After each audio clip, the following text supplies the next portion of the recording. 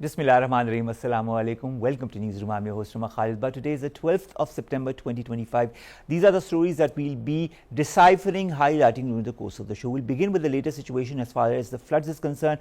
More than 940 people have perished so far across Pakistan, and thousands have been displaced, and thousands of villages have been submerged underwater.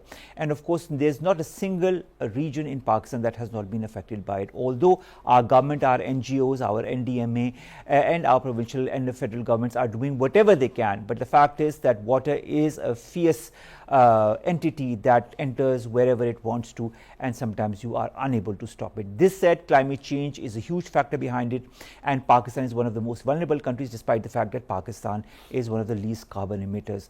What needs to be done in the short term and in the long term in order to avert such tragedies in the future? This is what we'll try to discuss in our first segment.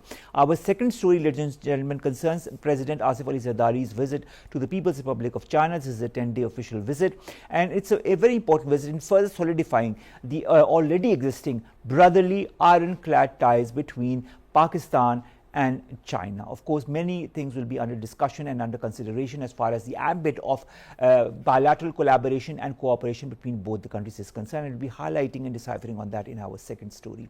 Our third story, ladies and gentlemen, concerns the UNSC that has condemned, the United Nations Security Council that has condemned the Israeli strike on Qatar, where on the one hand you have the UNSC unanimous as far as the condemnation of Israel is concerned. On the other hand, you have Netanyahu, who says that there's going to be no Palestinian state. There's no question of the establishment of a Palestinian state. It's very strange because just in a couple of days there's going to be a major ruling in the United Nations General Assembly that is going to in fact highlight exactly that, the ruling of Palestine becoming a state, and many important countries such as France, such as so many others that are going to formally accept Palestine as a state. What will happen? Well, we'll try to understand during this segment. Then we are going to talk about Bolsonaro, who's been sentenced to 27 years in prison for plotting the Brazil coup. We all know who Bolsonaro is. He's a former president of Brazil, Jair Bolsonaro. He has now been sentenced to 27 years and 3 months in prison after being found guilty of plotting in a military coup. Finally, we are going to talk about NASA's Mars rover that has found potential signs of human life. We've been talking about that since a very long time, that Mars or the moon might potentially have had signs of life in the past, maybe a couple of thousand years ago, and now this theory is more and more gaining ground with such discoveries that are being made by the NASA's rover. This is the lineup for today. Let's begin with our first story, and that story concerns the floods, the situation as far as the flood is concerned, what Pakistan needs to do in order to tackle the floods, and all that is of course around what is happening in Pakistan, different regions of Pakistan, whether it be in Punjab, in Azad Jammu and Kashmir, in Gilgit-Baltistan, in Khyber Pakhtunkhwa, or also in Sindh. We have been joined by two guests. Let me introduce them to you one by one. In the studio, we've been joined by Dr.Asif Javed. He's the head of the Department Earth and Environmental Sciences, Hazara University, and senior consultant with the World Bank. Thank you very much, sir, to have joined us. Thank you. We've also been joined by Asad Mahmood. He's a climate change expert online. Asad, thank you very much to have joined us. Okay, so let's begin, and we'll begin with Dr. Saab. Dr. Saab, thank you very much to have joined us. Dr. Saab, with nearly 946 lives lost nationwide, millions displaced, in your point of view, how can Pakistan strengthen early warning systems? Because this is something that we've been talking about many times in the last few shows as well. How can we strengthen these early warning systems to prevent such large-scale strategies in the future? Omar Khalid, first of all, 900 plus loss of life and millions of the people are displaced. So this is a big catastrophe, you can say like that. It's a big disaster we face right now, and we are going through it. And this is because of the climate change. We have been talking since ages, or for last 30 years at least, that this is the result of climate change. And Pakistan has been consistently ranked among the top 10th vulnerable country which is likely to be affected by the effect of climate change. So you're talking about early warning system. We have a very previous warning regarding this, that this is going to be happen. Actually, Omar Khalid, but flood phenomena, flash flood phenomena is different in different regions. As you mentioned that in Pakistan, every place is affected, badly affected. But, scale of devastation is different. For instance, in hilly area, in KP area, there is a different phenomena that's called orographic lifting plus convecting lifting. The massive amount of vapor goes into air due to a high temperature. So that results in a massive rainfall or downpour in a shorter period of time. Let's say, for the sake of an argument, less than 1 hour, and that we term as a cloud burst. And then you will observe that water is highly erosive. The erosive velocity of that water is very high, so it can bring boulders, it can bring buildings, and the shear strength of that soil is low. So you will observe the loss of life compared to the low-lying areas is different. Why I am discussing this? Because the policy which you are making, the policy which you make is totally different for the hilly areas compared to the one you are making for the plains area. In the plain area, you see the water will spread out because they have the less erosive velocity, but you will observe loss of property is more compared to the loss of life in the low-lying area. So altogether, now we are in the era of catastrophe, you can say, or in an era of consequences. So this is the right time. We have still not reached a point of no return. So it's a high time to declare the emergency, and we need to formulate the policies short term, as you mentioned, early warning system, plus rehabilitation, plus rescue and long term management. We don't have to give this issue to a back burner. You know, that's really important. I think that's extremely important, and the unity of consensus as far as the way forward under these current circumstances is also extremely important. I'd like to understand, Asif, you know, so much is happening across Pakistan as a result of these rains. 4.4 million people have been affected in Punjab province alone, and we are not talking of Gilgit-Baltistan or Khyber Pakhtunkhwa or Sindh as well. What immediate steps, in your point of view, should the provincial and the federal governments now take in order to secure food, shelter and livelihoods for all the thousands and thousands who have been affected?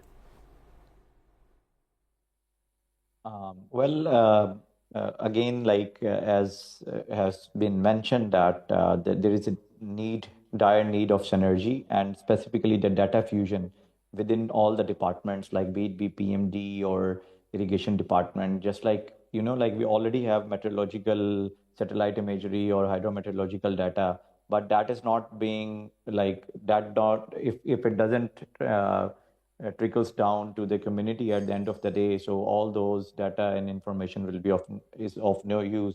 So in terms of, again, like as you have just mentioned, that what are the steps that are required? In fact, it's the rehabilitation phase, which is also very much critical and has to be given serious attention. Which and if I just segregate it to 4 or 5 things, you need to focus on like cash and food combo, and in like where you can, and the food commodities which don't get affected because of like they don't need to be refrigerated and things like that. So again, bird food program and other allied entities are there. Similarly, like since there is a lot of loss in terms of animal, so we need to focus on animal care hubs where veterinary doctors should be there, their fooder depots should be there. So that is something which is going to give, you can say, adaptive capacity to the common person heavily hit by the floods. And then again, the third thing is the temporary shelters. And the families, and specifically prioritizing it to in terms of the most vulnerable ones which need it the most. And then the quick impact livelihoods, like one can start giving them the people wages in terms of like clearing, like cash for work for debris and things like that, and rehabilitation work. So they would definitely be looking into, again, like employment opportunities. So there's so many things like where you can focus on canals desilting just to start so that their lands again become able to be irrigated or cultivated. So a lot of these small efforts are required in different places, and the volume is huge. So concentrated efforts, transparency things also have to be looked into from the very first day. All right. Dr. Asif Javed, I'd like to understand what needs to be done in the northern areas. There's this huge, emergency of GLOF, and to add to that, there are also the floods that are happening as a result of the water and the excess of water because of the rains. In your point of view, how can Pakistan improve infrastructure resilience in the northern areas of Pakistan? That's really important question, and we need to rigorously follow the integrated water resources management strategies over there, which includes watershed management, which includes check dams, which include retention wall, which includes recharge structures, recharge wells, something like that. And the term which you use, I really like it, climate resilient. Yes, we need to go for climate resilience. We don't have any other choice. I'm associated with the World Bank, so whatever project we are implementing in Pakistan, we incorporate the climate resilience component in design, in our construction phase, and in operation phase. So definitely we have to go for climate resilience agriculture. We need to go for climate resilient infrastructure, which include building, which includes bridges and all those things, so that at least we can minimize some loss. Umar Khalid, but we cannot fight the nature, but we have to respect and we can adapt. We have to adapt ourselves to it. Exactly. Because the problem has already on our in our shoulders. We are in the era of consequences. There is no time that we can say it will happen. It is already happening. Now this month, we are facing the flood. If you look at this entire year, we have a fog issue initially, followed by a hailstorm, heavy hailstorm, which caused a massive destruction in Islamabad, and followed by you can say massive heat waves, and Islamabad has recorded the highest temperature in the history. And then we have a massive flood, flash flood, cloud burst, riverine flood, urban flooding, and then you can observe. So definitely we need to go, the best way to adapt is to go for climate resilient structure, but that's not only enough. We need to adopt all the integrated water resources management strategy, so that we can conserve some water for our for the winter or rabi crop season, and we can store some water, and we can get some lag time, so that we can at least reduce some intensity of flooding downstream in Punjab area. For example, what happened in the Punjab right now? There was a massive water released from the Indian side, and all the Punjab, maximum Punjab was drawn. But remember, Umar Khalid, water has not reached Minare Pakistan. It has not reached Liberty Market. Water has its own path. It stays on its plane, basically floodplain, which has been defined by the centuries.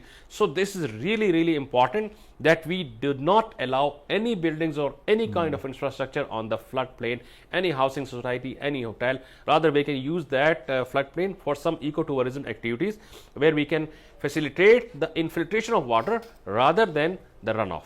That is very interesting, to have an ecotourism policy that is centered around the way or the path of water, so that water does not carve a new path for itself and does not create more damage, in fact, and we can kind of adapt ourselves as far as that is concerned. All right, coming to you, Asad, I'd like to also understand, the Prime Minister of Pakistan praises the provincial government's relief efforts, but there are certain critics as well, like our very own Bilawal Bhutto Zardari Sahab, who argues that there is a delay as far as international appeals under this emergency situation is concerned. In your point of view, how urgent is it for Pakistan to formally launch a global assistance campaign under the current circumstances? Well, simple words, very urgent, and the urgency of launching like sort of formal global assistance campaign is very high. So although as I just mentioned that there are international partners and aid has already been mobilized by different partners, but definitely it's not that much which is going to cater the volume and the loss which is there in the field. So I think it's the right time that a formal high-profile appeal from the government on repetitive basis should be there, because there are so much things happening internationally, politics and things like that, and other law and order situations, security situations, that sometimes these things or the disasters, they are just kept aside then. So we need to focus on like three things. We can say like mobilize more resources, and that is something like, and then improve the coordination within different entities. And then again, at the end of the day, everything lies on the enhancing the transparency of the things. So with this package, if we go for international appeal, I think we have to make our voice loud, and we have to take the leverage of this upcoming COP, which is coming up. And those who would be going there, it is their moral responsibility, be it be from any discipline, politicians, bureaucrats, or technocrats, or judiciary, or anyone else, that if they are going to the COP, they should raise the voice of the people of Pakistan, the most vulnerable country, and come back in such a way that you get hold of the bigger chunk which is there for in as an adaptation fund, not in the form of loans, in the form of grants and rights which Pakistan deserves the most. And I think that is so important under also the circumstances where Paris Agreement was there that provided that leeway for countries such as Pakistan to benefit financially from it. But unfortunately, we haven't had access to the billions of dollars that were given under the Paris Agreement. All right, now. Asad talks about, Dr. Sahab Asad talks about a three-pronged strategy as far as, moving forward and as far as grants and aid from the international community is concerned. But I'd also like to, focus back on what is happening in Pakistan. You talked a little bit about how Punjab is suffering, but I'd also like to understand Sindh that is also suffering. We saw images of how areas in Karachi and in the surroundings were completely submerged underwater, something that they were not that used to. Now, with more than 100,000 preemptive evacuations that have already happened in Sindh, how prepared is the Sindh province to handle the incoming flood waters from the Indus, and what kind of additional support do you feel this province will be needing in the coming days? Definitely, Omar Khalid, but if you talk about Sindh, all the water from the Indus basin basically converge into the Sindh. And as I already mentioned, the velocity of water is low, so it's spread out. And believe me, it stays there for a month. I personally have visited some places where water stayed for even 6 months because of weak drainage, and that is suffering. Sindh is the big sufferer in terms of water scarcity and in terms of flooding particularly, because in the normal areas we have dams uphill, so definitely they receive less water compared to what actually compared to the natural flow initially they have before the construction of dam. So definitely Sindh would be need more help in terms of rehabilitations and settling. And the most important thing is, their land has actually been eroded, so that's really important. Their economic their livelihood are at stake right now. So government, international organization, civil society, all together, we need to help the Sindh province in this hard time, because obviously ultimately Sindh will be the big sufferer of all the things. So that's really important. All right, Asad, I'd like to understand my next question has two different angles to it. The government of Pakistan speaks of build back better recovery from the current calamity, including resilient housing and bridges. What concrete measures need to be prioritized so that past mistakes are not repeated? B, the Minister for Climate Change, Musaddiq Malik Saab, pledges a climate emergency plan for 2026. What should be its core elements? Yeah, both have different dimensions. Questions, Omar Saab, wants to talk about build back better. So we need to look into that. It's not going to be just repairing the thing. We have to build back better in the sense that the structure, be it be housing, be it be transport, be it be social infrastructure. So all the things aligned to relevant to those, they are built in such a way they are not repaired. We don't need the repairing. We need to prepare those infrastructures so that they can retain or they can survive in the upcoming severe incidents, just like floods and other climate hazards which we are witnessing these days. So in keeping all these things in view, government has just passed the Green Building Construction Code, which definitely addresses from the site selection elements to the climate resilient methodologies of urban planning and high-rise buildings and things like that. But nevertheless, there could not be a silver bullet solution, because every area has its own set of solutions. So whatsoever are there, be it in the form of policy, regulations, you have to go for flood resilient foundations. Your elevated plinths are something which are required as well. So that is something in terms of basic layman language, the things are there, but it is our moral responsibility as well that we don't go for whitewashing or greenwashing of the things. Like you use the same weak infrastructure material and paint with a new paint, and similar again it collapses next year. So we need to we need to take every action to avoid such kind of repetitive vicious circle. And then coming to your next, linking your next question to it, like in terms of climate emergency plan, and then similarly PMs are also directed to come up with a comprehensive climate resilience plan in 2 weeks.